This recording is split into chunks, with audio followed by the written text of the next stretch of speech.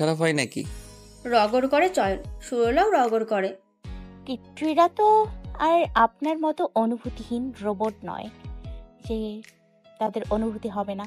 চয়ন হাসে, বলে, অনুভূতিহীন রোবট? ভালো বলেছ। কাজের প্রেসারে আজকাল রোবটই হয়ে যাচ্ছি। ঢাকা কবে আসবেন? মাত্র সপ্তাহখানেক আগে তো গেলাম, এখন আর আসবো না। ও আচ্ছা। মলিন করে বলে সুরলা। থেমে বলে, চিবার জন্মদিনেও আসবেন না? সন্ধ্যার দিকে মিতু ফোন দিয়েছে। কথায় কথায় বলেছে চিবার জন্মদিন মাসখানেক পর। চিবার জন্মদিনে নিতু চিবাকে কি দেবে সেটাই জিজ্ঞেস করে। সুরলাও অনেক কিছু সাজেস্ট করে। নিতুর সব কিছুই অগ্রিম ভাবতে পছন্দ করে। আগে থেকে ভেবে রাখলে নাকি পরে হিমশিম খেতে হয় না, এমন ভাবনায় তার। চয়ন খানিক ভাবে, কপাল চাপড়ে বলে, খুকির জন্মদিনের কথা আমার মাথা থেকে সরে গিয়েছে। তুমি জানো কিভাবে? নিতু বলেছে। ও তো চিবার জন্মদিন নিয়ে কত কি প্ল্যানিং করে ফেলেছে। আপনার কোনো প্ল্যান নেই? আচ্ছা, ঢাকায় গিয়ে ওকে সারপ্রাইজ দিলে কেমন হয় বলো তো? চমৎকার হবে, সারপ্রাইজ ভালো লাগে আমার। তুমি আবার বলো না কাউকে, এটা সিক্রেট থাক। ঠিক আছে, তা কবে আসবেন? ওর জন্মদিনেই আসবো। আরও টুকটাক কথা বলে ফোন রেখে দেয়। সুরলা খুশিতে লাফিয়ে ওঠে। চয়ন আসছে, দেখা হবে আবার। মনে মনে ভেবে নাই, এবার দেখা হলে মনের কথা বলেই দেবে। বিছানায় এলোমেলো করে রাখা জামা কাপড়ের স্তূপ। সেই স্তূপের দিকে স্ত্রীর দৃষ্টিতে তাকিয়ে বিছানার কাছে দাঁড়িয়ে আছে সুরলা। চিন্তায় মগ্ন সে। কোন জামাটা পরলে তাকে ভালো লাগবে, কোন জামা পরে সে চয়নের সামনে যাবে ভেবে কুল পাচ্ছে না। চিবার জন্মদিন আর 2 দিন পর। চিবার জন্মদিনটা বেশ ঘটা করেই পালন করা হবে। আমন্ত্রিত অতিথির তালিকা নেহাতি কম নয়। অনুষ্ঠানের আমন্ত্রিত অতিথির তালিকার শীর্ষে আছে নিতু এবং তার পরিবার। সুরলাকে নিতুদের পরিবারের সদস্যই ধরা হয় বলতে গেলে। সে হিসেবে চিবা ফোন করে আলাদাভাবে দাওয়াত দেয় সুরলাকে। রেহানা জাহান ও বোনের সাথে কথা বলে নিতুকে খিলগাঁও পাঠানোর জন্য রাজি করিয়েছেন। এতে সুরলা বেজায় খুশি। চয়ন ঢাকায় আসলে সে খিলগাঁও যাবে বলে আগে থেকে ঠিক করা। কি বলে যাবে সে বাহানা খুঁজছিল। আমন্ত্রণ পেয়ে তার কিছু করা লাগলো না, সব আপনা আপনি হয়ে গেল। মা তাকে আজ সকালে বলেছে যাবার কথা। বলতে দেরি, রুমে এসে ট্রলি বের করে কাপড় গোছানোর জন্য উদ্যত হতে দেরি নেই। এখন কি পরবে না পরবে সেটা নিয়ে বিপাকে পড়েছে। ঘণ্টাখানেক ভাবে, সমাধান পায় না। রাসনাকে ভিডিও কল দিয়ে সব ড্রেস দেখায় এবং পরামর্শ চায়। রাসনা পরামর্শ দেয় ডার্ক ব্লু বারবি গাউন পরতে। বার্থডে পার্টিতে বেশ যাবে সেটা। গাউনটা কয়েকদিন আগেই নিয়েছে সুরলা, পরা হয়নি। সুরলা রাসনার পরামর্শে সহমত প্রকাশ করে। গাউন এবং সেই সাথে যাবতীয় প্রসাধনী নিয়ে নেয়। ঝটপট ব্যাগ গুছিয়ে তৈরি হয়ে রওনা দেয়। সাবিনা ভ্রু কুচকে সব দেখেন। তার খট্টা লাগে, মেয়ের উচ্ছ্বাস দেখে প্রশ্ন করেন না। খালার বাসায় গিয়ে ব্যাগ রেখে নিতুর সাথে জন্মদিন উপহার সম্বন্ধীয় আলোচনায় বসে সুরলা। নিতুর উপহার কেনা হয়ে গেছে। সুরলা নিতুকে নিয়ে বেরোবে বলে কিনে নি। বিকেলে দুজনে গিফট কিনতে বেরিয়ে পড়ে। বাসার গেটেই চিবার সাথে দেখা হয় তাদের। বান্ধবীকে চোখে পড়তেই এগিয়ে আসে চিবা। উৎফুল্লতার সাথে বলে, নিতু কোথায় যাচ্ছিস? আপুকে নিয়ে শপিং এ যাচ্ছি। সরে গিয়ে সুরলাকে দেখিয়ে বলে নিতু। চিবার নজরে আসে সুরলা। সুরলা নিতুর পেছনে দাঁড়ানোয় ইতিপূর্বে তাকে চোখে পড়েনি চিবার। চিবা হেসে বলে, কেমন আছো আপু? ভালো, তুমি কেমন আছো? হেসে উত্তর দেয় সুরলা। কতদিন পর দেখছি তোমায়। আজকাল নিতুদের বাসায় আসা কমিয়ে দিয়েছো মনে হয়। ঠিক তা নয়, পড়াশোনার একটু চাপ ছিল, তাই মাসখানেক আসা হয়নি। আমার জন্মদিনে নিতুর সাথে সবার আগে তোমাকে আমাদের বাসায় দেখতে চাই। আমাদের বাসা থেকে একসাথে হলে যাব, তুমি আসবে কিন্তু। আমন্ত্রণ নামা মনে করিয়ে দেয় চিবা। সুরলা ইতিবাচক জবাব দেয়, অবশ্যই আসবো, তোমার জন্মদিন উপলক্ষেই এখানে আসা। যাক, জেনে খুশি হলাম। চিবা খুশি হয়, কিছু একটা ভেবে বলে, ফোনে তোমাকে একটা কথা জিজ্ঞেস করব ভেবেও করা হয়নি। আচ্ছা আপু, তুমি লাস্ট যখন এসেছো তখন আন্টি মানে নিতুর মায়ের সাথে কি জগিংয়ে বেরিয়েছো? নিতুকে জিজ্ঞেস করবে বললেও করেনি। এখন সুরলাকে দেখে চয়নের বলা নিতুর ছোট বোনের কথা মনে পড়েছে। সুরলা ভ্রুকুসকে বলে, হ্যাঁ, এখানে এলেই তো আমি খালামণির সাথে জগিংয়ে যাই। কেন? চয়ন আবার বাসায় কিছু বলে টলে দেয়নি তো, ভাবে সুরলা। চিবা আবারও প্রশ্ন করে, জগিং করতে গিয়ে ভাইয়ের সাথে দেখা হয়েছে তোমার? কোন ভাইয়া? না জানার ভান করে সুরলা। আগ বাড়িয়ে কিছু বলা ঠিক হবে না। চয়ন ভাইয়ের সাথে?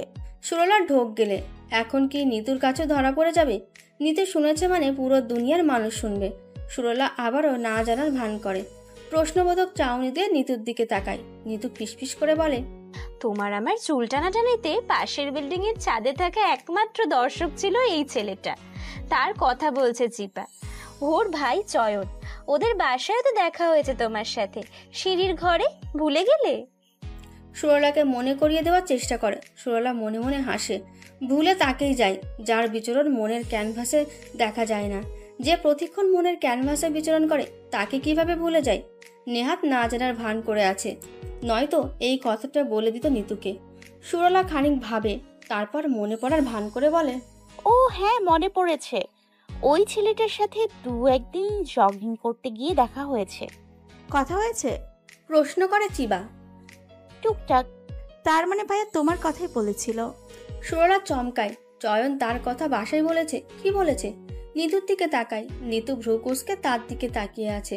সুরলা প্রশ্নবোধক চাহনি দিয়ে বলে, কি বলেছে? নিশ্চয়ই ভালো কিছু বলেছে, ভাবে সুরলা। এক প্রকার কৌতূহল কাজ করছে তার মাঝে।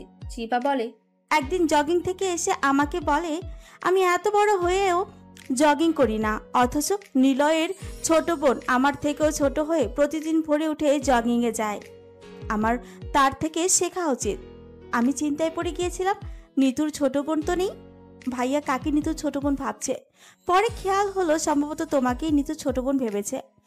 এখন নিশ্চিন্ত হলাম, নিতুর সেই তথাকথিত ছোট বোন তুমিই ছিলে। অকপটে বলে যায় চিবা। নিতুর ভীষণ হাসি পায়। এটাই শোনার বাকি ছিল। সে হাসি চেপে বলে, আসলে সুরলা আপুকে দেখতে অনেক পিচ্চি লাগে তো, তাই হয়তো চয়ন ভাইয়া আপুকে আমাদের ছোট বোন ভেবেছে। আমি যখন ভাইয়াকে বলি নিতুর ছোট বোনই নেই, তখন ভাইয়া আমার সাথে তর্ক জুড়ে দেয়। বলে আপু নাকি তোদের ছোট বোন, সর্বোচ্চ 7-8 পরে এমন হবে। সুরলা আপুকে দেখতে তেমনই মনে হয়। আপু তুমি কিছু মনে করো না। সরল গলায় বলে চিবা। সুরলার ফুস করে নিঃশ্বাস নাই। এটাই হবার ছিল। এতদিন ফোনে কথা বলে মেসেজিং এর মাঝে কম হলেও 1000বার সুরলা বলেছে তার পড়াশোনা এবং বয়সের কথা। প্রমাণও দেখিয়েছে। চয়ন বিশ্বাস করে না, উল্টো প্রতিবারই হেসে জবাব দেয়, ছোট আছো, ছোটই থাকো, বড় হওয়ার চেষ্টা করো না, মানাবে না। তুমি যত যাই বলো আমি বিশ্বাস করব না। চয়নকে বিশ্বাস করানো দায়। চয়ন তাকে ছোট বোনের মতোই ট্রিট করে। একদিন তো বলেই দিয়েছে। আমার মাঝে মাঝে আফসোস হয়, কেন তোমার মতো একটা পিচ্চি বোন নেই, থাকলে কত মজা হতো। চয়নের এই কথা শুনে সোলা রেগে কল কেটে দিয়েছে প্রতিবারই। কথায় কথায় অনেকভাবে চয়নকে নিজের মনের কথা বোঝানোর চেষ্টা করেছে। চয়ন উল্টো বোঝে সব সময়। চয়নের মনে আলাদা কোনো ভাবনা আসেনি এখন অবধি। তা বেশ বুঝতে পারে সুরলা। কবে বুঝবে চয়ন তাকে? ছোট বোনের অভাব শুধু, বইয়ের অভাব নয়। বোন না ভেবে বউ তো ভাবতে পারে। একরাশ অভিযোগ সুরলার, যা ঘুণাক্ষরেও টের পায় না সুরলা। সুরলার নীরবতা দেখে চিবা মলিন গলায় বলে, আপু তুমি কিছু মনে করো না প্লিজ। বার্থডে পার্টিতে তো ভাইয়া আসবে না, আসলে পরিচয় করে দিতে পারতাম সঠিকভাবে। ভাইয়ের না আসার কথা বলতে গিয়ে মুখ মলিন হয় চিবার। সুরলা কৃত্রিম হেসে বলে, পরিচয় করিয়ে দেয়া লাগবে না, আমি কিছু মনে করিনি। এদিকে নিতুর পেটে হাসির দলেরা খিলখিল করছে, যে কোনো মুহূর্তে বেরিয়ে আসবে। এখানে হাসা যাবে না, চুল টানাটানি সিন রিপিট হবে, তাই প্রসঙ্গ পাল্টাই। তা চিবা, তুই কোথায় যাচ্ছিস? চিবা উত্তর দেয়, তোদের বাসায় যাচ্ছি। আমাদের বাসায়? তোর একটা হেল্প লাগবে আমার, তাই তোদের বাসা যাচ্ছি। কি হেল্প? বাসায় চল, তারপর বলছি। চল তবে। বাসার দিকে ফেরে নিতু। চিবা বাধা দিয়ে বলে, এখন তোদের বাসায় যাব না, তুই বরং আমাদের বাসায় চল। শপিং থেকে ফিরে যাই? না, এক্ষুনি চল। তাড়া দেয় চিবা। সুরলা আপত্তি জানায়, শপিং থেকে ফেরার পথে যাবে নিতু, এখন একটু যেতে হবে আমাদের, কিছু মনে করো না। কৃত্রিম হাসি দিয়ে বলে সুরলা। সুরলার কথার উপরে কথা বাড়ায় না চিবা। যেতে তাই তাদের নিজের বাসার দিকে হাঁটা ধরে। চিবার দৃষ্টির আড়াল হতেই হাসিতে পেটে পড়ে নিতু। হাসতে হাসতে রাস্তার ধারে বসে পড়ে, বলে, এখন পারলে চট্টগ্রাম গিয়ে চয়ন ভাইয়ার চুল ছিঁড়ে আসো। সুরলা রেগে তাকায়। নিতুর হাসির গতি বাড়ে। পথচারীরা আর চোখে তাকায় সেদিকে, তাও নিতুর হাসি থামে না। ধমক দিয়ে নিতুর হাসি থামায় সুরলা। শপিং শেষে বাসায় ফিরে সবাইকে বলে আরেক দফা হাসি। দুদিন পর সন্ধ্যায় ডার্ক ব্লু গ্রাউন্ড এর সাথে ভারী মেকআপ নিয়ে তৈরি হয়ে আয়নার সামনে দাঁড়িয়ে নিজেকে দেখছে সুরলা। একটু পরেই তারা সবাই হলের উদ্দেশ্যে বের হবে। চিবার জন্মদিন পার্টির ভেন্যু হচ্ছে ফরচুন কনভারসেশন হল। চিবার অনুরোধে নিতু এবং সুরলাকে তাদের বাসা থেকে তার সাথে হলে যাবার কথা থাকলেও সুরলা তৈরি হতে দেরি হয়, তা আর হয়ে ওঠে না। তারা সরাসরি হলে যাবে। সুরলা জন্মের পর থেকে এতটা সাজেনি বোধ হয় যতটা আজ সেজেছে। নিতু নীতিকার সাজ সে কখন শেষ। সবাই বসার ঘরে অপেক্ষা করছে সুরলা। সুরলা নীতিকার ঘরের দরজা বন্ধ করে সাজতে বসেছে। নিজেকে আরেকবার আয়নায় দেখে ফোন আর পার্স নিয়ে রুম থেকে বের হয় সুরলা। বসার ঘরে গিয়ে বলে, আমি রেডি, চলো এবার। সবার নজরে আসে সুরলা। বিস্মিত চাহনি ফেলে সবাই। সুরলাকে এত সাজতে দেখেনি সে তারা। চেনাই যাচ্ছে না, চেহারা পাল্টে গিয়েছে যেন। নিতু অবাক কণ্ঠে বলে, আপু, তোমাকে তো চেনাই যাচ্ছে না। সুন্দর লাগছে না? নিতু জবাব দেবার আগে রেহানা এসে দোয়া পরে ফু দেন, বলে, ভীষণ সুন্দর দেখাচ্ছে তো, কারণ নজর না লাগে। নিলয় বলে, তোমাকে বারবি ডলের মতো লাগছে আপু। সুরলা হাসে, যাক খারাপ লাগছে না।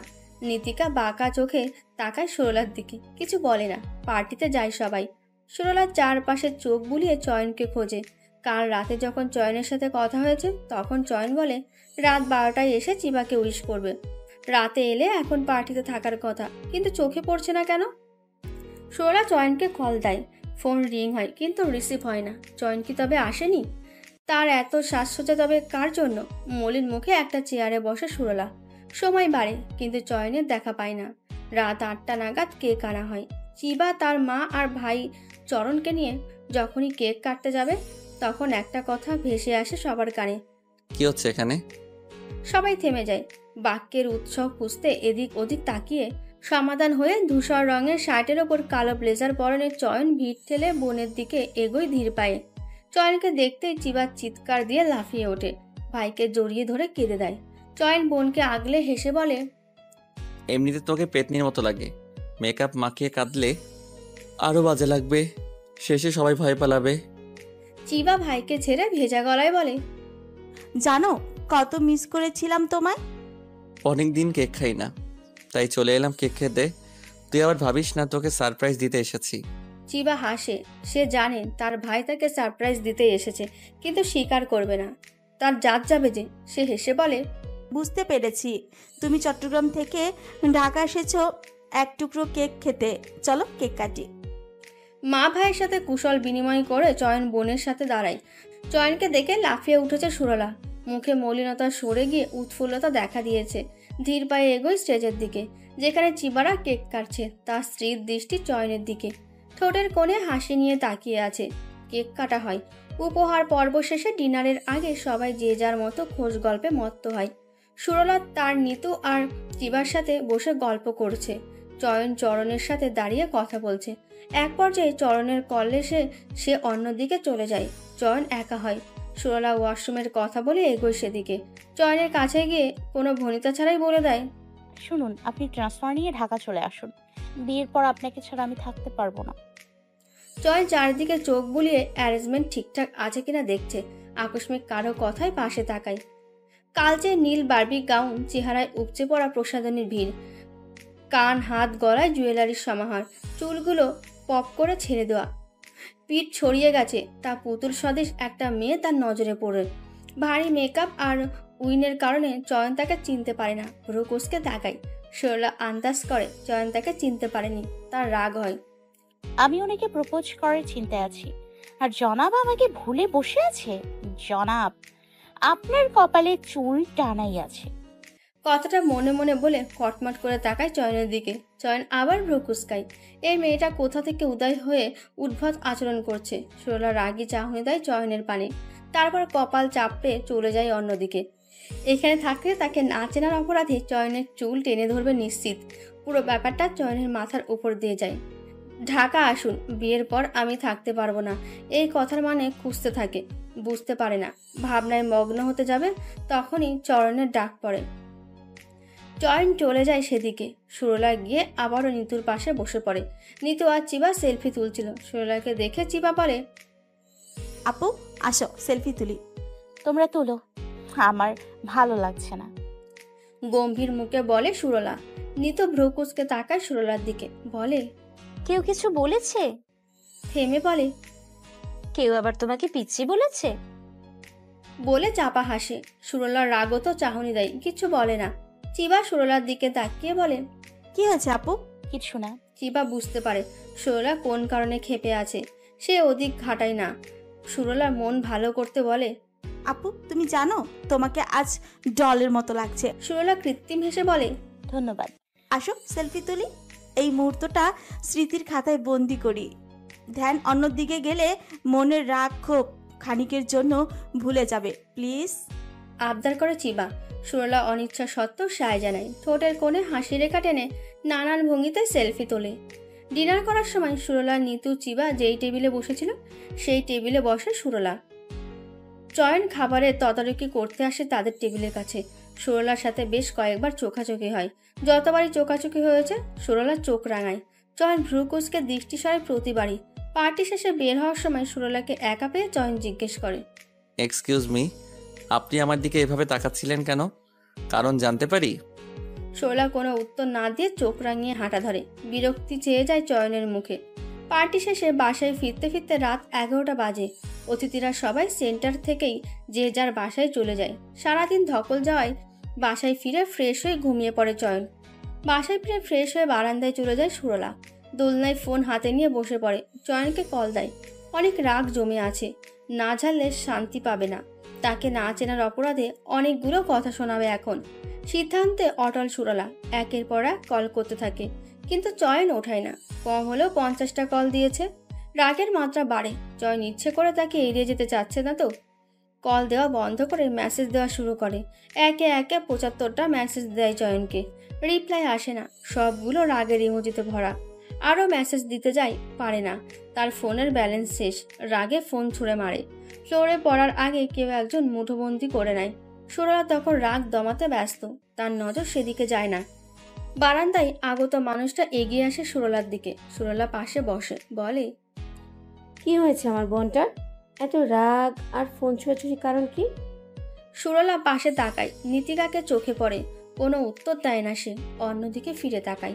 নীতিকা আবার বলে, ঝগড়া হয়েছে? সুরলা ফুস করে নিঃশ্বাস ছাড়ে। নিজের রাগ দমিয়ে প্রশ্ন ছড়ে, কার সাথে ঝগড়া হবে? আজকে পার্টি মধুমনির ভাইয়ের সাথে। মুচকি হেসে বলে নীতিকা। সুরলা বুঝতে পারে না, বলে, কার কথা বলছো তুমি? যার প্রেমে হাবুডুবু খাচ্ছে আমার বোনটা, তার কথা বলছি। সুরলা ভাবনাই পড়ে। নীতিকার কথা মনে মনে আওড়ায়। সে যার প্রেমে হাবুডুবু খাচ্ছে সে তো চয়ন, আর পার্টির মধ্যমণি তো চয়ন। তার বুঝতে বাকি থাকে না তার বোন জেনে গেছে চয়নের কথা। সে অবাক হয়ে বলে, আপু তুমি কিভাবে? সুরলাকে থামায় নীতিকা। সুরলার গাল টেনে বলে, চয়নের ছবি ফোনে ওয়ালপেপারে সেট করে ঘুরে বেড়ালে যে কেউ বুঝবে। গতবার আমাদের বাসা আসার পরই চোখে পড়েছে ব্যাপারটা।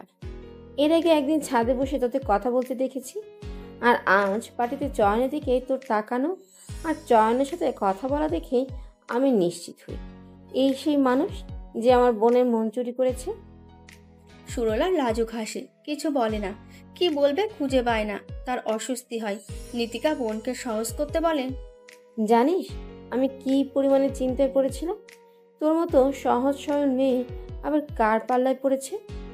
মানুষটা যদি খারাপ হয়, এই ভয় আমাকে খেয়ে যাচ্ছিল। যাক, এখন আমি নিশ্চিত হলাম। তড়িৎ প্রশ্ন ছড়ে সুরলা। নীতিকা হেসে বলে, চয়ন ভীষণ ভালো ছেলে। ওর মতো ছেলে হয় না। স্বভাব, চরিত্র, রূপ, গুণ, ফ্যামিলি ব্যাকগ্রাউন্ড সব দিক দিয়েই পারফেক্ট। সেই ছেলে যদি তোর জীবনে আসে তবে খারাপ কিছু নয়, বরং চমৎকার কিছুই হবে। তুই সুখে থাকবি, তাই নিশ্চিন্ত হলাম আমি। তবে তোর কপালে বেশি দিন প্রেম করতে পারবে না। অবাক হয়ে প্রশ্ন করে সুরলা। নীতিকা বলে, চয়ন আম্মু এসেছিল 5 দিন আগে পার্টির দাওয়াত দিতে। কথায় কথা জানালেন চয়নের জন্য মেয়ে দেখছেন, ছেলেকে শীঘ্রই বিয়ে করাবেন। ছেলের বয়স হচ্ছে, তাই তোদের প্রেমটা শীঘ্রই বিয়েতে গড়াবে বলে মনে হচ্ছে। মুচকি হাসে নীতিকা। সুরলা গম্ভীর মুখে বলে, আগে প্রেমটা ঠিকঠাক মতো হোক, তারপর বিয়ের চিন্তা করা যাবে। নীতিকা হাসি থামায়, ভ্রুকুচকে বলে, কি হয়েছে বলতো? পার্টিতেও দেখলাম চয়নের সাথে কথা বললি, তখন তো সব ঠিকঠাক ছিল। হঠাৎ কি হলো তোর? এত রেগেছিস কেন? সরলা ফ্রুস করে নিঃশ্বাস ছাড়ে। নীতিকা যেহেতু জেনে গেছে তাই তাকে বলাই যায়। জিহ্বা দিয়ে ঠোঁট ভিজিয়ে পার্টিতে চয়নের আচরণের কথা বলে বোনকে। তাদের প্রেমের মাত্রাও জানাতে ভুলে না। নীতিকা অবাক হয়। সে ভেবেছিল এদের প্রেম বেশ জমেছে, এখন দেখে তা একতরফা। নিজের বিস্ময় চাপিয়ে বলে, এত রাগের কোনো কারণ তো আমি দেখছি না। তোকে আজ অন্যান্য দিন থেকে একেবারেই ভিন্ন লেগেছে। উইগ আর মেকআপের জন্য তোর রূপ পরিবর্তন হয়েছে। তোকে একদমই চেনা যায়নি। প্রথমে তো আমি নিজেও চিনিনি। এর আগে যেহেতু চয়ন তোকে এই রূপে দেখেনি তাই চেনে নি। না চেনারই কথা, এটা স্বাভাবিক ব্যাপার। এতে হাইপার হওয়ার কি আছে বলতো? আমার লুক চেঞ্জ হলেও গলার স্বরটা তো চেঞ্জ হয়নি। অন্তত গলার স্বর ধরে তো চিনতে পারতো। অভিমান ভরা গলায় বলে সুরলা। নীতিকা হেসে জবাব দেয়, হয়তো তেমন খেয়াল করেনি। তাছাড়া তোর লুক দেখে তোর কথা মাথায়ও আসেনি। হয়তো অচেনাই মনে হয়েছে। ও তোর কাঁধ অব্দি চুল দেখেছে। তখন তুই উইক করে লম্বা চুল নিয়ে ঘুরে বেড়ালে চিনবি কিভাবে বল? এ না হয় বুঝলাম, কিন্তু এখন কল ধরছে না কেন? হয়তো ঘুমাচ্ছে। সারা দিন অনেক ধকল গেছে। আয় তুইও ঘুমিয়ে পড়বি, সকালে কথা বলিস ওর সাথে। তুমি যাও, আমি আসছি। নীতিকা উঠে দাঁড়ায়, দরজা অবধি গিয়ে থামে, পিছু ফিরে বলে, একতরফা ভালোবাসায় অভিমান, অধিকার, অভিযোগ সব একজনেরই হয়। সেগুলো নিজের মাঝে চেপে রাখতে হয়, প্রকাশ করা উচিত নয়। ততক্ষণ পর্যন্ত যতক্ষণ না সে তার ভালোবাসার মানুষটার কাছে তার ভালোবাসা প্রকাশ করছে না, আর তার ভালোবাসাটা দুই তরফা হচ্ছে না। মনে রাখবি, এখন জনের প্রতি তোর কোনো অধিকার নেই। তুই অধিকার তখনই পাবি যখন তুই ওকে ভালোবাসার কথা বলবি এবং সে তোর ভালোবাসা গ্রহণ করবে। আগে ওর মনে নিজের জায়গা করে নে, তারপর অধিকার দেখাস, এখন নয়। সকালে খাবার টেবিলে সবাই উপস্থিত হয়। খেতে খেতে সুরলার কথা মনে পড়ে চিবার। চয়নের সাথে তার পরিচয় করিয়ে দেবার কথা ছিল, সে বেমালুম ভুলে গেছে। পরিচয় করিয়ে দিতে না পারলেও ভাইয়ের ভুল ধারণাটা মেটাতে চায় সে। চিবা তার পাশে বসা চয়নের দিকে তাকায়। চয়ন এক মনে খেতে যাচ্ছে। চিবা বলে, ভাইয়া জানিস, কাল পার্টিতে নিতুর ছোট বোনের সাথে দেখা হয়েছে। ওর থেকে স্বাস্থ্যবিধি জেনে নিয়েছি। কিট্টি এসেছে পার্টিতে? অবাক হয়ে বলে চয়ন। কিট্টি কে? প্রশ্ন করে চিবা। চয়ন খেতে খেতে বলে, ওকে দেখতে ছোটখাটো বিড়াল ছানার মতো কিউট লাগে, তাই আমি ওর নাম দিয়েছি কিট্টি। 7-5 ভাবে না চয়ন। চিবা ভ্রু নাড়িয়ে ভাইয়ের কথা হজম করে। চিবা মাথা নাড়িয়ে বলে, হ্যাঁ, ও এসেছে নিতুদের সাথেই। আমার চোখে পড়েনি কেন? ও তো আমার আর নিতুর সাথেই ছিল। সম্ভবত তুই ওকে চিনতে পারিসনি। আমি ওকে চিনি ভালোভাবে, চিনতে পারবো না কেন? কাল ও একেবারে ভিন্ন লুকে এসেছে। প্রথমে আমি নিজেই চিনতে পারিনি, একেবারে পুতুল পুতুল লাগছিল। চয়নের খটকা লাগে। কোথাও কাল তার সাথে উদ্ভব আচরণ করা মেয়েটা কিট্টি নয় তো? সে বলে, ছবি আছে, দেখা তো। ফোন চিবার সাথেই ছিল। সে লক খুলে সরলার সাথে তোলা সেলফি দেখায় চয়নকে, বলে, এটাই তথাকথিত তোমার কিট্টি ওরফে নিতুর ছোট বোন। চয়ন বিশ্বাস করতে চায় না। সন্ধিয়ান হতে বলে, তুই শিওর? কাল উইক আর মেকআপে ওকে ভিন্ন লেগেছে। তোমার খটকা লাগলে আমি সিম্পল ছবি দেখাই একটা। বলে গ্যালারি গেটে ফেসবুক থেকে সেভ করা সোনার একটা ছবি দেখায় চয়নকে, বলে, দেখো, এইটা তোমার কিট্টির এভারেস্ট লুক। তার মানে কাল বিয়ে? থাকা না থাকার কথা কিট্টি বলেছে, কিন্তু কেন? কিট্টির সাথে ওর বিয়ের কি সম্পর্ক? আর উদ্ভট আচরণ করছিল কেন? ভাবনায় পড়ে চয়ন। মিসেস জুবায়েদা আর চরণ এতক্ষণ চিবা আর চয়নের কথা শুনছেন। সব কিছু তাদের মাথার ওপর দিয়ে যাচ্ছে। তাদের জানা মতে নিতু ছোট বোন নেই। তবে এরা কার কথা বলছে? মিসেস জুবায়েদা বলেন, তোরা কার কথা বলছিস? এই কিট্টিকে? কিট্টি হলো নীতির ছোট বোনের কথা। চিবা জবাব দেয়, নিতুর ছোট বোন হিলি কোথায়? ভ্রু কুসকে বলেন জুবায়েদা। সুরলা আপুকে চিনো? হ্যাঁ। সাই জানায় জুবায়েদা। সুরলা আপু ভাইয়ার 7-8 পড়ুয়া, কিট্টি আর নিতুর ছোট বোন। কি সব আবল তাবল বকছে? শুরলা কেন নিতুর ছোট বোন হতে যাবে? বিরক্তি মাখা গলায় বলেন জুবায়েদা। চিবা হেসে বলে, ভাইয়া সরলা আপুকে নিতুর ছোট বোন মনে করে। চয়ন ভ্রুকুসকে বলে, ভাইয়া মনে করে মানে কি? মানে হলো সরলা আপু নিতুর ছোট বোন নয়। তাহলে কি? সরলা আপু নিতুই খালাতো বোন, নিতুর সাবিনা খালার মেয়ে, বয়সে আমাদের থেকে কয়েক বছরের বড় হবে। এইটুকুনি মেয়ে কিভাবে নিতুর বড় বোন হয়? ভ্রুকুসকে বলে চয়ন। জুবাইদা বলেন, ওকে দেখতে বাচ্চা মনে হয়, আসলে ও বাচ্চা না, ভার্সিটিতে পড়ে। চিবা মায়ের সাথে সাই জানিয়ে বলে, হ্যাঁ আপু তো আইইউবিতে পড়ে, 4th সেমিস্টার। দেখে একেবারেই মনে হয় না যে কেউ সরলা আপুকে টিনেজ ভাববে। চয়ন ভীষণ ধাক্কা খায়। সে এতদিন যাকে বাচ্চা ভেবে এসেছিল সে বাচ্চা নয়। মেয়েটা কতবার নিজেকে বড় দাবি করেছে, অথচ সে গ্রাহ্য করেছে। এক রাশ লজ্জা এসে ভর করে তাকে। এতক্ষণ সবার কথা শোনার পাশাপাশি স্ত্রীর দৃষ্টিতে ভাইয়ের দিকে তাকিয়ে ভাইকে পর্যবেক্ষণ করছে চরণ। হুট করে প্রশ্ন করে, ভাই তুমি মেয়েকে কিভাবে চেনো? জগিংয়ে দেখা হয়েছিল মাসখানেক আগে। ওকে দেখে আমারও বাচ্চাই মনে হয়েছে। টুকটাক কথা হয়েছে এই যা। ফোনের কথা বলে না, আবার উল্টো ভাবতে পারে। ধাক্কাটা সামলে উঠতে পারে না সে। কোনো মতে খাবার শেষ করে রুমে চলে যায়। এই প্রথম কোনো মেয়ের ব্যাপারে এতটা আগ্রহ দেখিয়েছে চয়ন। এটা মাথায় রাখেন জুবাইদা আর চরণ। রুমে গিয়ে ফোন হাতে নেয় চরণ। কাল রাতে বাসায় ফিরে যে ফোন সাইলেন্ট করে বালিশের নিচে রেখেছে আর ধরা হয়নি। স্ক্রিন অন করতে কল, মেসেজ, নোটিফিকেশনের বন্যা বয়ে যায়। একে একে ডায়াল লিস্ট আর মেসেজ বক্স চেক করে। মেসেজে সরলার রাগটা চোখ এড়ায় না। সরলার রাগের কারণ খোঁজে। কাল তার সাথে দেখা হওয়ার পর থেকে পুরোটা সময়ের ওপর চোখ বুলায়, কোনো কারণ খুঁজে পায় না। অগত্যা কল দেয়। ঘড়ির কাঁটায় তখন সকাল 9:30। বেঘরে ঘুমাচ্ছে সুরলা। ফোনের ভাইব্রেশন ঘুম ছুটে যায়। ফোন হাতে নিয়ে আধো চোখে তাকায় ফোন পানে। চয়ন নামটা স্ক্রিনে ভাসতে দেখে লাফিয়ে উঠে বসে। তড়িঘড়ি করে রিসিভ করে ফোন কানে দেয়, বলে, কাল রাতে কতগুলো কল মেসেজ দিয়েছি আপনাকে, কোনো রেসপন্স পাইনি। আমি তো ভেবেছি আজ কবুতরের মাধ্যমে বার্তা পাঠাবো আপনার কাছে। না চাইতেও অভিমান ঝরে পড়ে সুরলার স্বরে। চয়ন গভীর গলায় বলে, ফোন সাইলেন্ট করে ঘুমিয়ে পড়েছিলাম তাই চোখে পড়েনি। মেসেজে এত রাগ ঝাড়ার কারণ কি? সুযোগ পেলে আপনার সবগুলো চুল ছিঁড়তাম, সুযোগ পাইনি তাই মেসেজে রাগ ঝেড়েছি। কারণ কি জানতে পারি? কাল আপনি আমাকে চিনতে পারেননি কেন? তোমাকে আজ অন্যরকম লেগেছে তাই চিনতে পারিনি। অন্যরকম বলতে কেমন? বাজে লেগেছে? না, ভালোই লেগেছে, তবে তোমাকে এত ভারী সাজে এর আগে দেখিনি তো তাই চিনতে অসুবিধা হয়েছে। সবাই না চিনলে এতটা কষ্ট লাগে না যতটা আপনি আমাকে চিনতে অস্বীকার করলে লাগে। এতটা কষ্ট লাগার কারণ? গম্ভীর কণ্ঠে বলে চয়ন। সুরলা লাজুক হেসে বলে, আপনি আমার কাছে ভীষণ স্পেশাল তাই। চয়ন ভ্রুকুটি করে, কপাল কুঁচকে কিছু একটা ভাবে, তারপর ভারী গলায় বলে, কাল তুমি আবল তাবল বকছিলে কেন? কখন? না জানার ভান করে সুরলা। চয়নও ঘাপটি মেরে বসে নিজের কথাই। ডিনারের আগে কী সব আবল তাবল বকছিলে? বিয়ে, ট্রান্সফার, আরও কী সব? এইসব আপনার কাছে আবল তাবল মনে হয়? অবাক হয়ে বলে সুরলা। চয়ন নির্দ্বিধায় বলে, তাছাড়া আর কি? তোমার সাথে আমার ট্রান্সফার, ঢাকা আসা, বিয়ের কি সম্পর্ক থাকতে পারে? এই পুরো আপনিটার সাথেই আমি মনে মনে সম্পর্কবিদ্ধ হয়েছি। সেখানে আপনার সাথে সম্পৃক্ত সব বিষয়ের সাথে সম্পর্ক তো আপনারই হয়ে গেছে। স্বাভাবিক কণ্ঠ সুরলা।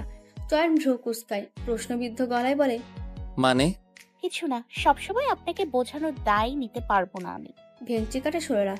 উনি ছোট শিশু, সব বোঝাতে হবে। সব কথা বুঝিয়ে বলা লাগে? কিছু কথা আকার ইঙ্গিতেও বুঝে নেওয়া যায়। এত ঘুরিয়ে পেঁচিয়ে না বলে যা বলার স্পষ্ট বলো। গম্ভীর গলায় বলে চয়ন। এতক্ষণে সুরলার খেয়াল হয় প্রতিদিনের মতো আজ চয়নের কণ্ঠে চাঞ্চল্য নেই, তার বদলে গম্ভীর্যের আভাস। ব্যাপারটা ভালো থাকে না সুরলার। সে প্রসঙ্গ পাল্টে বলে, আপনার কণ্ঠটা অন্যরকম লাগছে, আপনি ঠিক আছেন? কথা ঘোরাবে না, আগের কথা ক্লিয়ার করো। কণ্ঠটা ভারী হচ্ছে ক্ষণে ক্ষণে। সুরলার ঢোক গেলে চয়নের গম্ভীরতা তাকে ভীত করেছে। সে চুপ থাকে। চয়ন আবার তাড়া দেয়। সুরলার নীরবতা কাটে না। সুরলার আচরণে চয়নের সন্দেহ হয়। সুরলার সাথে পরিচয়ের পর থেকে জানিটা সে আরও একবার ভাবে। ইতিপূর্বে না লাগলেও কাল সন্ধ্যায় বিয়ের কথা এবং একটু আগে বলা কথাটা মনে আওড়ানোর পর তার ভাবনায় একটাই কথা আসে, তা হলো সুরলা তাকে ভাইয়ের চোখে নয় ভিন্ন চোখে দেখে। তার জন্য সরলার মনে অনুভূতি জমা আছে। এই অনুভূতি একেবারেই অনাকাঙ্ক্ষিত চয়নের জন্য। সে তো সরলার মনে সুরলার সাথে আলাপ করেছিল। সে যদি জানতো সুরলার মনে তার জন্য কোনো অনুভূতির জন্ম হবে এতে, তবে সে কখনোই আলাপ করতো না সুরলার সাথে। প্রেম শব্দটাকে এড়িয়ে চলে সে। এর পেছনে করুণ কাহিনী আছে। চয়ন চায় না তার জীবনে সেই করুণ কাহিনী আবার রিপিট করুক। তাই প্রেম, ভালোবাসা এবং নারীর থেকে দূরেই থাকে। এই মুহূর্তে চয়নের নিজের ওপর রাগ হয়। কেন সে সরলাকে পিচ্ছি ভাবতে গেল? তার গম্ভীরতা রাগে পরিণত হয়। খট করে ফোন কেটে দেয়। রাগে ফোঁসফোঁস করতে করতে একটা মেসেজ লিখে পাঠিয়ে দেয় সুরলার নাম্বারে।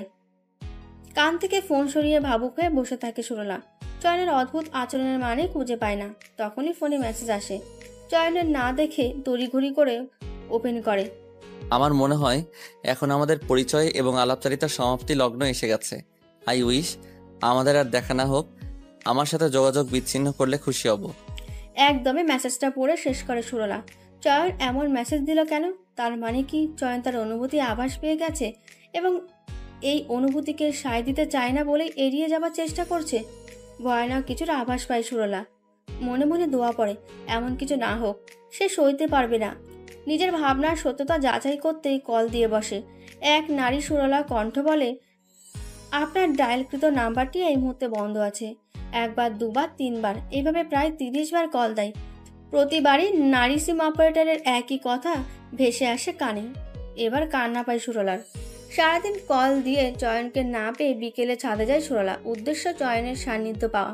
চয়ন আসার আগেই পা টিপে টিপে ছাদে গিয়ে এক কোণে লুকিয়ে পড়ে সে। নজর দেয় পাশের ছাদে। চয়ন আসে ঠিক 30 মিনিট পর। কফি মগ হাতে তার। রেলিং ঘেঁষে দাঁড়িয়ে স্ত্রীর দৃষ্টিতে চেয়ে রয় আকাশ পানে। পরনে কালো ট্রাউজার আর হলুদ টি শার্ট। মাথার সিল্কি চুল পরন্ত বিকেলের মৃদু বাতাসে দুলছে। আকাশের দিকে তাকিয়ে থেকে খানিক পরপর হাতে থাকা মগটায় চুমুক দিচ্ছে। সুরলা মুগ্ধ চোখে তাকিয়ে থাকে তার ভালোবাসার মানুষটির দিকে। লুকিয়ে লুকিয়ে কয়েকটা ছবিও তুলে নেয়। নিঃশব্দে এগিয়ে যায় রেলিংয়ের দিকে। চয়নের কাছাকাছি গিয়ে মৃদুস্বরে ডাকে, চয়ন। কারো মুখে নিজের নাম শুনে আকাশ থেকে চোখ সরিয়ে সামনে তাকায়। সুরলাকে চোখে পড়ে। সকালের কথা মনে পড়ে। রাগত চাহনি দিয়ে চোখ সরায়। সুরলা অভিযোগের স্বরে বলে, চয়ন, আপনার কি হয়েছে বলুন তো? চোখ বন্ধ কেন আপনার? আমি আপনাকে কতবার কল করেছি, আপনার কোনো ধারণা আছে? এমন বিহেভ করছেন কেন? আর সকালের ওই মেসেজের মানেটা কি চয়ন? একদমই প্রশ্নের দল ছাড়ে সুরলা। তার কথাই চয়নের মুখভঙ্গির পরিবর্তন হয়। সুরলাদের ছাদের দিকে এগিয়ে এসে রাগত স্বরে বলে, আমার সাথে যোগাযোগ করার চেষ্টা করা নিষেধ করেছি না? আর কি চয়ন চয়ন ডাকছেন? নিলয় আমাকে ভাইয়া ডাকে। সেই হিসেবে আপনারা উচিত আমাকে ভাইয়া ডাকার। ভাইয়া ডাকবেন আমায়। চয়নের আপনি সম্বোধন আর ভাইয়া ডাকতে বলাটা পছন্দ হয় না সুরলার। অবাক হয়ে বলে, ভাইয়া? কলমি ভাইয়া, নট চয়ন। ইম্পসিবল, আমি ভাইয়া ডাকতে পারবো না। তড়িৎ বলে সুরলা। চয়ন রাগে ফোঁসফোঁস করতে করতে বলে, লিসেন, ভালোই ভালোই বলছি, দূরে থাকুন আমার থেকে। আমাকে খারাপ হতে বাধ্য করবেন না। আপনার উদ্দেশ্য খুব ভালো করে জানা হয়ে গেছে আমার। একটা কথা কান খুলে শুনে রাখুন, আপনি যে পথে যেতে চাচ্ছেন সে পথে কখনোই যেতে পারবেন না। তাই ভালো হবে আগে থেকে সেই পথ থেকে সরে যান। আমাকে বিরক্ত করবেন না, না হলে আমার খারাপ রূপটাও দেখতে পাবেন। হনহন করে চলে গেল চয়ন। সুরলা ছলছল চোখে চেয়ে থাকে চয়নের যাবার পানে। তার মানে সত্যি চয়ন তার অনুভূতি বুঝতে পেরেছে। সুরলা চাইতো চয়ন তার অনুভূতিগুলোকে বুঝুক, কিন্তু এটা কখনোই চাইতো না যে চয়ন তার অনুভূতি বুঝে তাকে অগ্রাহ্য করুক। সুরলা মন খারাপ নিয়ে সারা বিকেল বসে থাকে ছাদে। গোধূলি নামতেই নিচে নেমে আসে। সোজা রুমে গিয়ে বালিশে মুখ গুজে শুয়ে পড়ে। চোখের পানি আপনা আপনি ঝরে পড়ে বালিশের বুকে। অফিস শেষে বাসায় ফিরে নীতিকা। রুমে গিয়ে সুরলাকে শুয়ে থাকতে দেখে ভ্রু কুঁচকায়। তার জানা মতে সুরলার অবেলায় ঘুমানোর অভ্যাস নেই। হাত থেকে ভ্যানিটি ব্যাগ রেখে আগায় বিছানার দিকে। সুরলার পাশে বসে। ফোপানোর আওয়াজ শুনতে পায়। সুরলা কাঁদছে, কিন্তু কেন? এই প্রশ্ন তাড়া করে নীতিকাকে। বোনের মাথায় হাত বুলিয়ে সে বলে, সরু, কি হয়েছে? কাঁদছিস কেন? বোনের আওয়াজ শুনতেই সুরলা বালিশ থেকে মুখ ওঠায়। সুরলার লাল হওয়া চেহারা দেখে ঘাবড়ায় নীতিকা। পরম আদুরে কণ্ঠে বলে, কি হয়েছে বল আমায়। কষ্টগুলো আর নিজের মাঝে রাখতে পারে না সুরলা। বোনকে জড়িয়ে ধরে কেঁদে দেয়। কাঁদতে কাঁদতে বলে, চয়ন আমায় রিফিউজ করেছে। ওর সাথে তোর দেখা হলো কখন? বিকেলেই অনেক কথা শুনিয়েছে আমায়, বলেছে ভাইয়া ডাকতে, ওর সাথে যোগাযোগ না করতে। আপু আমি ওকে ভালোবাসি, ওকে আমি ছাড়তে পারবো না।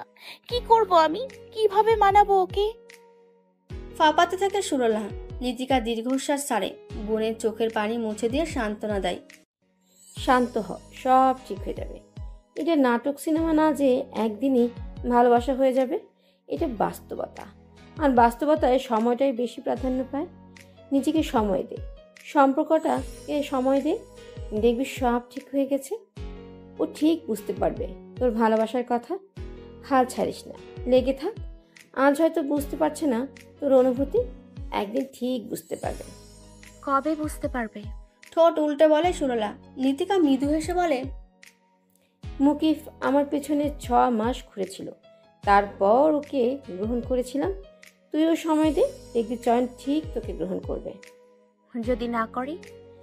তুলে এনে তোর সাথে বিয়ে দিয়ে দিব। আমার বোনটাকে কষ্ট দিয়ে পার পেয়ে যাবে নাকি? বলে বোনের গাল টেনে দেয় নীতিকা। সুরলা ভাবনায় পড়ে, খানিক পর পর ফোপায়।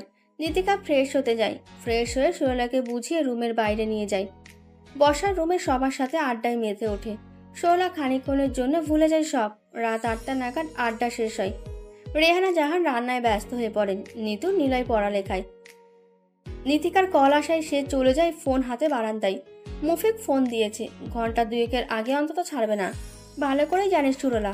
একাকিত্ব এসে ভর করে তাকে। চয়ন আবার হানা দেয় তার ভাবনায়।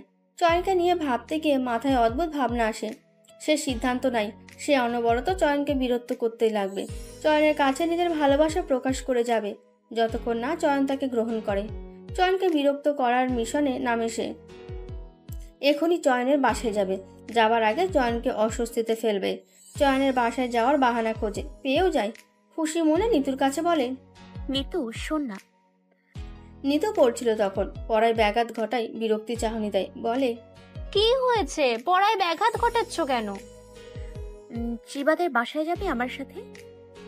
দেনা মনা করে বলে সুরলা। নিতু ভ্রুকুচকে বলে, কেন?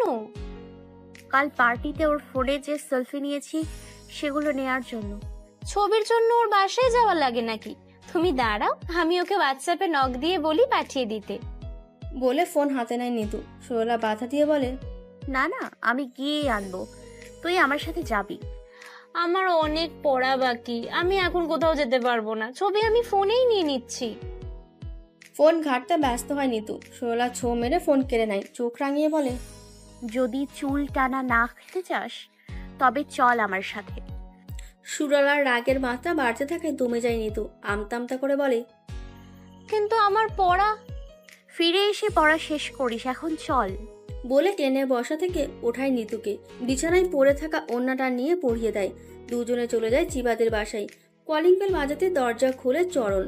নিতু আর সুরলাকে দেখে চমকায়, উৎফুল্ল গলায় বলে, আরে নিতু আর সুরলা যে, কেমন আছো? সুরলার সাথে পার্টিতে টুকটাক কথা হয়েছে চরণের, সেই সুবাদে চেনে। ভালো, আপনি কেমন আছেন ভাইয়া? সুরলা হেসে জবাব দেয়। নিতু বলে, চিবা আসছে বাস। আছে, আসো ভিতরে। দরজা থেকে সরে যায় চরণ। দুজনে ভেতরে প্রবেশ করে। ড্রয়িং রুমে চয়ন আর জোবায়েদা কোনো একটা বিষয় নিয়ে আলোচনায় ব্যস্ত। জোবায়েদা বলছেন আর চয়ন শুনছে মনোযোগ দিয়ে। নিতু আর সুরলাকে দেখে থামেন জোবায়েদা। সুরলা হেসে সালাম দেয়। আসসালামু আলাইকুম আন্টি। ওয়ালাইকুম আসসালাম, কেমন আছো তোমরা? হেসে বলেন জোবায়েদা। দুজনেই কুশল বিনিময় করে। নিতু চলে যায় চিবার রুমে। চিবা পড়ছে। দুই বান্ধবী আড্ডা জুড়ে দেয়। সুরলা তখনও ড্রয়িং রুমে। জোবায়েদা নানান কথা জিজ্ঞেস করছে সুরলাকে। সুরলা স্বাভাবিক ভঙ্গিতে সব কথার উত্তর দিচ্ছে। ফাঁকে ফাঁকে চয়নের দিকে তাকাচ্ছে। প্রতিবারই চয়ন রাগত চাহনি দিয়ে চোখ সরাচ্ছে। চরণও এসে যোগ দেয় তাদের সাথে। চয়নের অস্বস্তি হয়, সে উঠে যায়, বলে, তোমরা কথা বলো, আমি রুমে যাচ্ছি। হাঁটা ধরে চয়ন। দরজা অবধি গিয়ে পিছু ফিরে মায়ের উদ্দেশ্যে বলে, আমি এখন অফিসের কাজ করব, কেউ যাতে বিরক্ত না করে। চয়নের দৃঢ় বিশ্বাস এচড়ে পাকা সুরে তার জন্য এই বাসায় এসেছে। সুযোগ বুঝে রুমে গিয়ে তাকে জেরা করবে। তাই সে মায়ের উদ্দেশ্যে কথাটা বলে সুরলাকে সতর্ক করে দেয়। যাবার আগে সুরলার দিকে রাগত চাহনি দেয়। সুরলা হেসে চোখ মেরে দেয়। চয়ন হন হন করে চলে যায় রুমে। শব্দ করে দরজা লাগায়। সেই শব্দ ড্রয়িং রুম অব্দি এসে থাকে। জুবাইদা অবাক হয়ে বলে, চয়নের হঠাৎ কি হলো? অদ্ভুত বিহেভ করছে কেন? চরণ ঘটনা খানিক আঁচ করে, শোয়লার দিকে তাকায়। শোয়লাকে ঠোঁট চেপে হাসি আটকে রাখার চেষ্টায় মগ্ন থাকতে দেখে দুয়ে দুয়ে চার মেলায়। তারপর ঘটনা মায়ের চোখ থেকে আড়াল করতে বলে, ভাইয়ের অফিসের কাজ আছে, তাই সম্ভবত দ্রুত চলে গেল। তাড়াহুড়া শব্দ করে ডোর লক করেছে। জোবাইদা ঘটনা আর ঘাটান না, কথায় মন দেয়। এদিকে শোয়লার ভীষণ হাসি পাচ্ছে। জোবাইদার সামনে হাসা উচিত হবে না, আবার কি না কি ভেবে বসেন। হাসি চেপে রাখার চেষ্টা করে, হাসি চেপে রাখা সম্ভব হয় না তার পক্ষে। চিবার কাছে যাওয়ার বাহানায় উঠে যায়। ড্রয়িং রুম থেকে বেরিয়ে ফিক করে হেসে দেয়। আস্তে আস্তে এগোয় চয়নের রুমের দিকে। দরজার সামনে দাঁড়িয়ে নক করে, সাড়া পায় না। আবার নক করে, ভেতর থেকে চয়নের রাগত কণ্ঠ ভেসে আসে, ডোন্ট ডিস্টার্ব মি। সুরলা আবার নক করে, অনবরত নক করতে থাকে। না পারতেই চয়ন এসে দরজা খোলে। সুরলাকে কয়েকটা কথা শোনাবে সে, এই মনোভাব তার। দরজা খুলে সামনে কাউকে দেখতে পায় না। চোখ বোলাতে গিয়ে দরজার সামনে মেঝেতে একটা সাদা চিরকুট চোখে পড়ে। চিরকুটটা তোলে চয়ন, চোখ বোলায় তাতে। তুমি যদি ভেবে থাকো ফোন বন্ধ করে আমাকে দেখেও না দেখার ভান করে পার পেয়ে যাবে, তবে তুমি ভুল ভাবছো। আমি তোমাকে ভালোবাসি। যতক্ষণ না তুমি আমাকে গ্রহণ করছো ততক্ষণ তোমার পিছু ছাড়ছি না। আমার সাথে রুড বিহেভ না করে আগের মতো নর্মাল বিহেভ করো, নয়তো আজ তোমার বাসায় এসছি, অন্যদিন ইতি তোমার কিট্টি। চিবার রুম থেকে সুরলার হাসির আওয়াজ আসে। রাগে ফেটে পড়ে চয়ন। ইচ্ছে করে এখনই গিয়ে দুটো থাপ্পড় দিয়ে আসতে, কিন্তু মা বোনের সামনে মান মর্যাদা সব হারাবে। চিরকুটটা টুকরো টুকরো করে ছিঁড়ে বিনে ফেলে দেয়। অতীত মনে পড়ে যায়। রাগের মাত্রা বাড়ে, নিয়ন্ত্রণ হারা হয়ে যাবে খানিক পরেই। তখন কি না কি করে বসে। তার আগেই বাসা থেকে বেরিয়ে ছাদে চলে যায়। অন্ধকার আর নিকোটিনের ধোঁয়ায় নিজেকে ডোবায়। ঘড়ির কাঁটায় রাত 10:40। চোখ বন্ধ করে চুপচাপ দোলনায় বসে আছে সুরলা। কানে গোজানো ইয়ারফোনে লো ভলিউম বাজছে কাজল নদীর জলে গানটা। চয়নের গুনগুন করা গাওয়া এই গানটা মুগ্ধ করেছে। সেই দিনের পর থেকে এটা সুরলার পছন্দের তালিকায় জায়গা করে নিয়েছে। গানের প্রতিটা লাইনে সুরলা চয়নকে অনুভব করছে। ঠোঁটের কোণে মৃদু হাসিটা উকি দিচ্ছে বারংবার। চিবাদের বাসা থেকে এসেছে কিছুক্ষণ আগেই। চিবার থেকে ছবি নিয়ে ফেরার কথা থাকলেও ফেরে না তারা। জুবাইদা কিছুতে ডিনার করা ছাড়া ওদের যেতে দেবেন না, এক প্রকার জোর করেই রেখে দেন। না চাইতেও নিতু আর সোনালাকে চিবাদের বাসায় ডিনার করতে হয়। হাসি আড্ডার মাঝে ডিনার শেষ করে তারা বাসায় ফিরেছে। এর মাঝে একবারও চয়নের দেখা পায়নি সুরলা। খেতে বসে নিতু চয়নের কথা জিজ্ঞেস করলে জুবাইদা জানান চয়ন বন্ধুদের সাথে ডিনারে গেছে, ফিরতে দেরি হবে। তাই চয়নের সাথে দেখা হওয়ার আশা বাদ দিয়ে সুরলা ফিরে আসে। গান শেষ হয়, সুরলা চোখ খুলে চারিদিকে চোখ বোলায়। ফোনের সময় দেখে, হুট করে চয়নকে কল দিয়ে বসে। একটু জ্বালানো যাক। প্রথমবার বন্ধ পায়, আবার চেষ্টা করে, আবারও বন্ধ পায়। খানিক অপেক্ষা করে, তারপর আবার কল দেয়। ভাগ্য সহায় থাকায় এবার কল যায়। সম্ভবত তার কল দেওয়ার মাঝেই ফোন সুইচ অন করেছে। সুরলা হাঁপ ছাড়ে, এবার ধরলেই হয়। এবার প্রথমবার রিসিভ হয় না, দ্বিতীয়বার কল দিলে কেটে দেয়। সুরলা অনবরত কল দিতে থাকে। এক পর্যায়ে অতিষ্ঠ হয়ে কল রিসিভ করে চয়ন। কানে দিয়ে এক ধমক দেয়। সমস্যা কি আপনার? বিরক্ত করছেন কেন? দেখছেন কল কেটে দিচ্ছি, তাও কল দিচ্ছেন কেন? বাসায় এসে পাগলামি করে শান্তি হয়নি আপনার? এখন ফোনেও জ্বালাবেন? সুরলা ভটকায় না, অনরতার সাথে বলে, হ্যাঁ জ্বালাবো, একবার নয় 100 বার। কি করবেন আপনি? দেশে শুধু পুরুষ নির্যাতন আইন থাকলে নির্দ্বিধায় উত্ত্যক্ত করার অপরাধে মামলা ঠুকে দিতাম। হুমকি দেওয়ার মতো শোনায় কথাটা। সুরলা শব্দ করে হেসে দেয়, বলে, লাভ হতো না খুব একটা। আপনার মতো তারাও আমাকে পিছিয়ে ভাবতো। রিপোর্টে নিলেও মামলা ডিসমিস হয়ে যেত সন্নিকটে। আপনাকে 1000 বার বলার পরেও আপনি আমাকে অ্যাডাল্ট বিশ্বাস করেননি। তারা কিভাবে বিশ্বাস করবে? এটাই আমার জীবনের সব থেকে বড় ভুল ছিল। যাকগে, ঘটনার বার্তা চাই না আমি। আমাকে বিরক্ত করা ছেড়ে দিন। আমার বাসায় এসে উদ্ভট কাণ্ড করা বা আমার সাথে যোগাযোগ করার চেষ্টা করবেন না। এত সব করে আর যাই হোক ভালোবাসার মূল্য পাবেন না, উল্টো যা আছে তাই হারাবেন। বলে কল কেটে দেয় চয়ন। নিজেকে স্বাভাবিক রাখার তুমুল চেষ্টা করছে।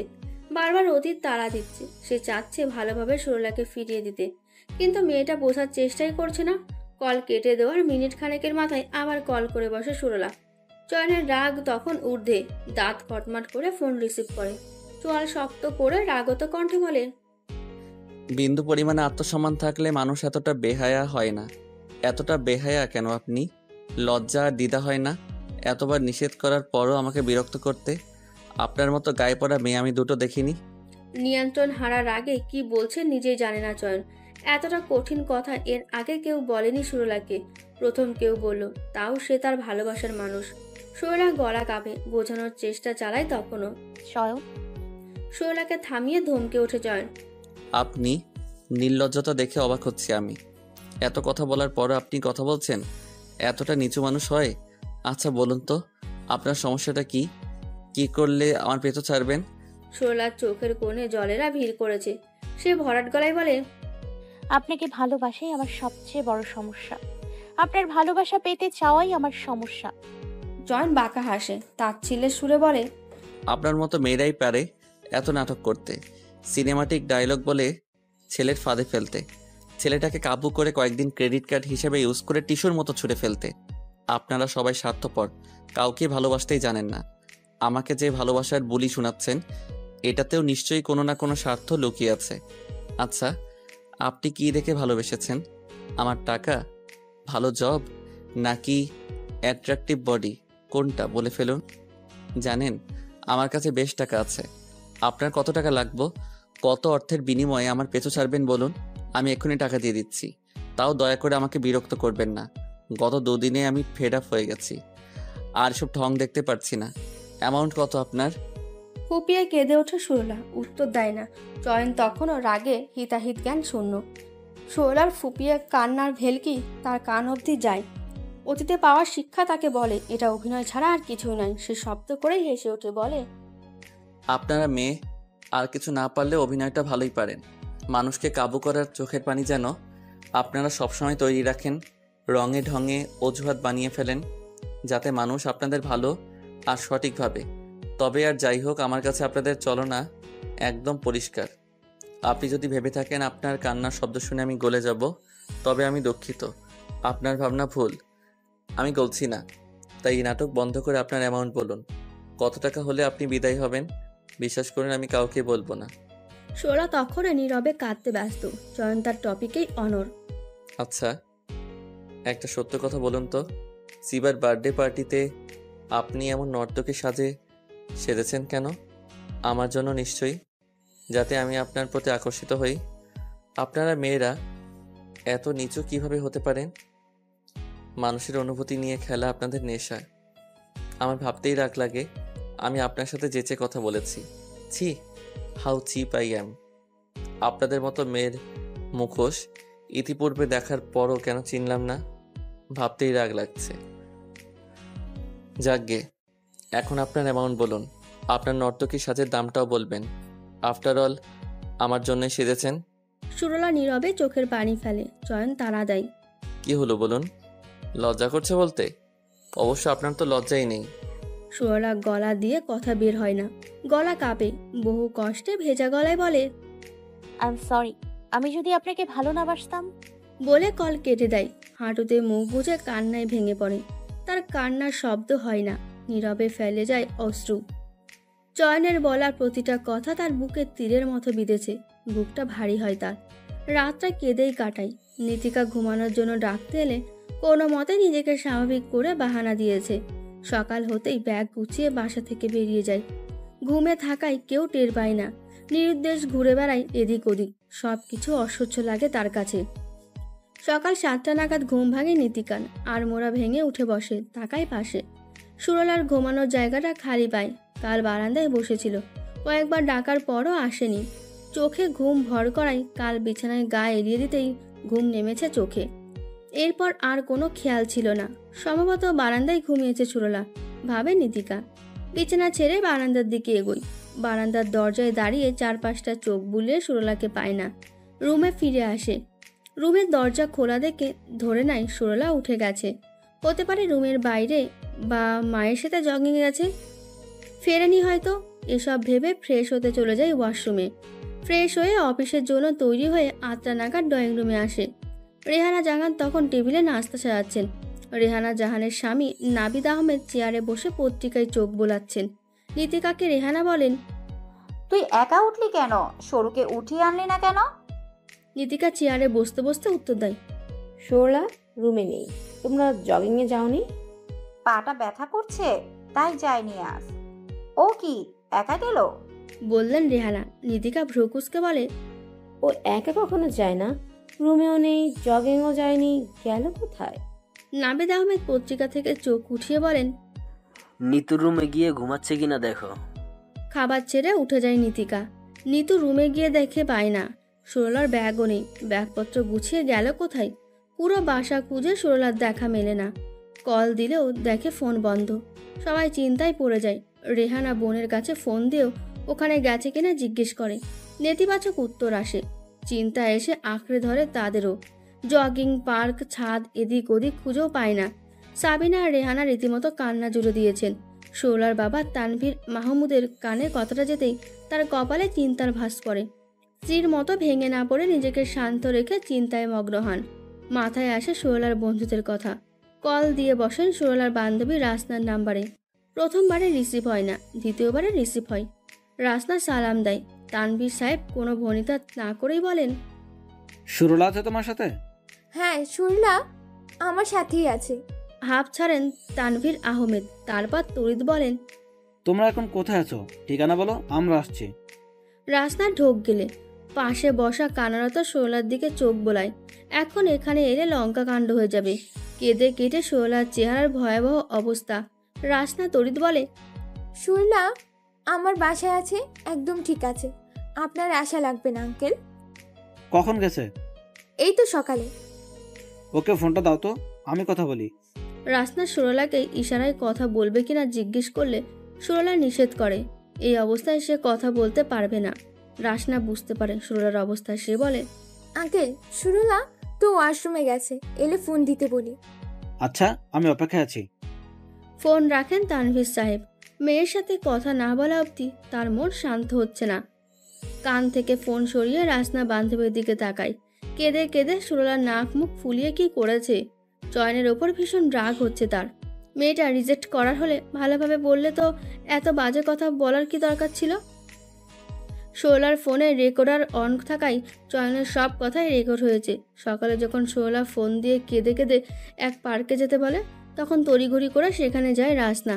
বান্ধবীকে কাঁদতে দেখে ভরকায়। কারণ জিজ্ঞেস করে। কান্নার বেগে কথা বেরোয় না সুরলার। ফোন এগিয়ে দেয় বান্ধবীর হাতে। স্ক্রিনে ভাসছে রেকর্ড লিপি। ক্লিক করে সব শোনে রাসনা। রাগে ইচ্ছে করছিল চয়নকে খুন করতে। রাগ ক্ষোভ মনে চেপে বান্ধবীকে সান্ত্বনা দেওয়ায় মন দিয়েছিল তখন। বুঝিয়ে নিজের বাসায় নিয়ে আসে। ঘুমে থাকায় তার বাসার কেউ টের পায়নি। পিয়ামকেও ফোন দিয়ে আসতে বলেছে। কলিং বেল বাজে। রাসনা গিয়ে দরজা খুলেছে। পিয়াম এসেছে। রাসনাকে দেখে পিয়াম হুলুস্থুলুস হয়ে যায়। কি হয়েছে? এত জরুরি তলব করলি কেন? ফোন দিয়ে বাসায় আসতে বললি, কারণটা বলবি না? ঘটনা কি? ঘুম লেগে থাকা পিয়ামের চেহারার দিকে চোখ বোলায় রাসনা। ঘুম চোখেই দৌড়ে এসেছে। পরনের কাপড়ও ছাড়েনি। 3 কোয়ার্টার পরনে। রাসনা মৃদুস্বরে বলে, সুরটা খুব কাঁদছে, একেবারেই ভেঙে পড়েছে। আমি পারছি না ওকে সামলাতে। সুরলা কাঁদছে কেন? কি হয়েছে ওর? ও তোর বাসায় কেন? ও তো চরণের বোনের জন্মদিন পার্টিতে উপলক্ষে খালার বাসায় গেছে। ওইখানে কিছু হয়েছে? চরণ কিছু বলেছে? হুলস্থুল হয়ে একদমে প্রশ্নের দলা ছুঁড়ে থামে পিয়াম। দরজায় দাঁড়িয়ে ধীরে সব কথা খুলে বলে। সব শুনতেই চেহারায় রক্তিম আভা দেখা দেয় পিয়ামের। রাগত স্বরে বলে, ওই লোক নিজেকে কি মনে করে? কোথাকার কোন শাহরুখ খান হয়েছে যে আমার বান্ধবীকে এমন কথা বলার সাহস পায়? ইচ্ছে করছে গিয়ে পিটিয়ে আসি। বলে সিঁড়ির দিকে পা বাড়ায়। রাসনা হাত চেপে টেনে ধরে। সুরটাকে সামলা আগে। আঙ্কেল ফোন দিয়ে আসতে চাইছেন, ওনারা চিন্তা করছেন। সুরলাকে দিয়ে কথা না বলিয়ে দিলে ওনারা চলে আসবেন বাসায়। তখন সুরলাকে কাঁদতে দেখলে ব্যাপারটা কেমন হবে? তার চোখে একটু শান্ত কর প্লিজ। অনুরোধ ঝেড়ে পড়ে রাসনার কথায়। পিয়াম খানিক ভেবে বাসায় ঢোকে। রাসনার রুমে গিয়ে শোলাকে কাঁদতে দেখে। এগিয়ে যায় বান্ধবীর দিকে। পাশে বসে সান্ত্বনা দেয়। নানানভাবে বোঝায়। বাবার সাথে কথা বলাতে রাজি করায়। চোখ মুছে নিজেকে খানিক স্বাভাবিক করে বাবার সাথে কথা বলে। খালা, মা, নীতিকা সবার সাথে কথা বলে। হুট করে কাউকে কিছু না বলে বাসা থেকে বেরিয়ে যাওয়ার কারণ জিজ্ঞেস করলে বলে, আজ পিয়ামের জন্মদিন তো, তাই আমরা ওকে সারপ্রাইজ দেওয়ার পরিকল্পনা করছিলাম। পিয়ামকে সারপ্রাইজ দিতেই সকাল সকাল আমি রাশনার বাসায় এসে পড়লাম। সেই সাথে বান্ধবীর বাসায় 2 দিন থাকবে বলেও জানায়। সোহেলার সাথে কথা বলে সবাই নিশ্চিত হয়। সোহেলাকে না পাওয়ার খবরটা নিতুর কাছ থেকে শুনে চিবা সকালে নাস্তা করতে বসে সবার সামনে বলে কথাটা। জোবায়েদা আফসোস করে, ফিরে পাওয়ার দোয়া করে। চরণ ও সাই জানায়। চয়ন না শোনার ভান করে, যেন কে আসলো কে হারালো তা শুনতে চায় না সে। চরণ ভাইয়ের পাশে বসা ছিল, ভাইয়ের চেহারায় চোখ বোলায়। চেহারায় কোনো আফসোসের লেশ মাত্র নেই, যেন সোহেলাকে না পেলেই বাঁচে সে। চরণ ভাইয়ের কাছে ঘেঁষে বলে, কোথায় সুরলার নিখোঁজ হওয়ার পেছনে তোমার হাত নেই তো? তুমি কিছু বলনি তো ওকে? খাওয়া থামিয়ে ভাইয়ের দিকে তাকায় চয়ন, চোখ রাঙিয়ে বলে, চুপচাপ খা। চরণ বুঝে যায় এতে তার ভাইয়েরই হাত আছে। সে দীর্ঘশ্বাস ছাড়ে।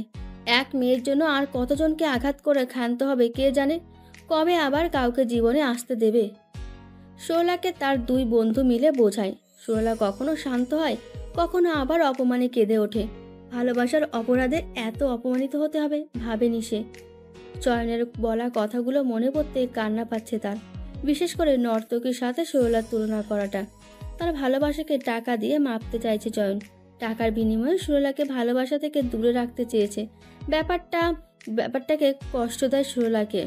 অপমানে সোহেলার মরে যেতে ইচ্ছে করছে। চয়ন যে এত কঠিন ভাষায় কথা বলতে পারে তা জানা ছিল না সোহেলার। দিন যায় এসবের ভাবতেই। রাত নামে, পিয়াম সোহেলাকে বুঝিয়ে চলে যায় বাসায়। সোহেলার রুম থেকে বেরোয় না। সোহেলার সাথে রাসনার মা বোন দেখা করতে এলে রাসনা এটা সেটা বলে রুমের দরজা থেকে ফিরিয়ে দেয়। বান্ধবীকে আগলে রাখে সে। 2 দিন কাটে এইভাবে। সোহেলা খানিক স্বাভাবিক হয়ে বাসায় ফিরে আসে। শুরু সত্যি করে বলতো, সেদিন কি হয়েছিল? বাসা থেকে অমন না বলে বেরিয়ে গেলি কেন? সোহেলার বাসায় আসার দিন রাতে অফিস থেকে খালার বাসায় আসে নীতিকা। ঘুমাতে গিয়ে সোহেলার মাথায় বিলি কেটে বলে কথাটা। সোহেলা স্বাভাবিক ভঙ্গিতে বলে, বললাম না প্রিয়ামের জন্মদিন উপলক্ষে সারপ্রাইজ দিতে বেরিয়ে গেছি। ওখান থেকে বাসায় যাব তাই ব্যাগ নিয়ে বেরিয়েছিলাম। নীতিকা সোহেলার দিকে সন্ধিহান চোখে তাকিয়ে বলে, আমার কেন যেন মনে হচ্ছে পিয়ামের জন্মদিন নয়, অন্য কোনো কারণে তুই বাসা থেকে বেরিয়েছিলি। সত্যটা বল আমায়। এটাই সত্য, আর কোনো সত্য নেই। তোমার মাথায় শুধু উদ্ভট চিন্তা আসে। এড়িয়ে যেতে চায় সুরলা। নীতিকা সোহেলার দিকে ভালো করে পরখ করে বলে, তোর চোখ মুখ দেখে মনে হয় খুব কেঁদেছিস, আর চোখের নিচে কাঁচে পড়েছে। কি হয়েছে তোর? চল কিছু বলেছে? চয়নের নাম শুনতেই পুরনো ঘা তাজা হয়। কান্নার দলা বেরিয়ে আসতে চায়। সে গলায় চেপে বলে, কেউ কিছু বলেনি, আর না কোনো সমস্যা হয়েছে। রাশনার বাসায় রাত জেগে মুভি দেখেছি। তুমি তো জানোই আমি কত ইমোশনাল। একটু ইমোশনাল সিন দেখলেই কেঁদে ভাসাই। কাল রাতে একাই মুভি দেখে খুব কেঁদেছি, তাই চোখ ফোলা লাগছে। আর ডার্ক সার্কেল রাত জাগার জন্যই। সব কনফিউশন ক্লিয়ার করলাম। এবার আমি ঘুমোবো। বিলি কাটো তুমি। বলে পাশ ফিরে সই। নীতিকা আরও কিছু বলতে চায়, ঘটনা জানতে চায়, পারে না। সুরলা তখন চোখ বন্ধ করে ঘুমের ভান করে থাকতে ব্যস্ত। দিন পেরে সুরলা আগের মতো চঞ্চলা হয়ে যায়। হেসে খেলে বেড়ায় সবার সাথে। দিন শেষে রাতের মধ্যপ্রহরে ঘুমাতে গেলে একাকিত্বের সাথে চয়নের ভাবনা এসে জড়ায় তাকে। সে চায় চয়নকে ঘৃণা করতে, কিন্তু ঘৃণা আসে না মনে। চয়নের প্রেমাশক্তি থেকে নিজেকে দূরে রাখতে ফোন আর ল্যাপটপ থেকে চয়নের ছবি, নাম্বার সহ সব ডিলিট করে দেয়। বেহায়া মন মানে না। ফেসবুকে গিয়ে চয়নের আইডি খুঁজে চয়নকে দেখে আসে। এমনি করে যায় সপ্তাহখানিক। তারপর হুট করেই তার মন শক্ত হয়ে যায়। চয়নের করা অপমান নতুন করে তার আত্মসম্মানে আঘাত আনে। যখনই চয়নের বলা কথাগুলো মনে পড়ে তখন সে প্রতিজ্ঞা করে দ্বিতীয়বার চয়নের সামনে যাবে না। নিজের ভালোবাসা প্রকাশের চেষ্টা করবে না। ভালোবাসা যদি সম্মান কাড়ে, বেহায়া আত্মসম্মানহীন করে, তবে সে ভালোবাসা থেকে দূরে থাকাটাই উচিত। সোহেলা তার খালার বাসায় যাওয়া বন্ধ করে দেয়, যদি চয়নের সাথে দেখা হয়ে যায় এই ভয়ে। ঈদ আসে। ঈদের সপ্তাহখানেক আগে কেনাকাটা করতে যমুনা ফিউচার পার্ক শপিং মলে যায় সুরলা। সাথে মা আর ভাইও আছে। ঘুরে ফিরে ড্রেস দেখছে সুরলা। একটা ড্রেস দেখছে আর মাকে জিজ্ঞেস করছে, তো মা এটা কেমন? খানিক বড় করে সাবিনা বলেন, অন্যগুলো দেখ। বেশ চুজি সাবিনা, যে কোনো কিছু সহজে পছন্দ হয় না। সুরলা অন্য ড্রেস দেখায় মন দেয়। হুট করে কেউ পেছন থেকে ডেকে ওঠে, সুরলা আপু। সুরলা সাবিনা দুজনেই পেছনে তাকায়। দুটো মেয়ে আর একটি ছেলে দাঁড়িয়ে আছে। সাবিনা পরখ করে চেনার চেষ্টা করে। তিনজনের মাঝে একটা মেয়েকে চেনে। মেয়েটা নিতুর বান্ধবী, পাশের বিল্ডিংয়ে থাকে। নামটা মনে পড়ে না। কবে যেন নিতুদের বাসায় দেখা হয়েছিল মেয়েটার সাথে। চিবা সাবিনার দিকে তাকিয়ে হেসে সালাম দেয়, কুশল বিনিময় করে। বাকিদের না চিনতে পারায় সাবিনা বলেন, এদের তো চিনলাম না। চিবা তার সাথে থাকা ছেলে মেয়ে দুটোকে দেখিয়ে বলে, আমার মেজো ভাই চরণ আর কাজিন তিশা। সবাই একে অপরের সাথে কুশল বিনিময় করে। সুরলা বলে, তা তোমরা এখানে কি করছো? ঈদের কেনাকাটা করতে আসা। জবাব দেয় চিবা। চরণ বলে, তোমরাও ঈদের কেনাকাটা করতে এসেছো? হ্যাঁ, জবাব দেয় সুরলা। টুকটাক কথাবার্তা সেরে অন্যদিকে চলে যায় চিবারা। পুরোটার সময় চরণ সুরলাকে পরখ করেছে। সুরলার চোখে মুখে তার ভাইয়ের জন্য ফিলিং খুঁজে পায় না। যাবার আগে সুরলার কাছে গিয়ে ধীর কণ্ঠে বলে, চয়ন ভাইয়ের বিয়ের ঈদের পর তোমরা দাওয়াত রইল। চয়নের কথা শুনতেই হাসি মুখটা নিমেষেই চুপসে যায়। পুরো ঘা তাজা হয়। কষ্টর আর দলা বেঁধে বেরিয়ে আসতে যায়। বেরিয়ে আসতে দেয় না সুরলা। নিজেকে স্বাভাবিক রাখার চেষ্টায় মত্ত হয়ে কৃত্রিম হেসে বলে,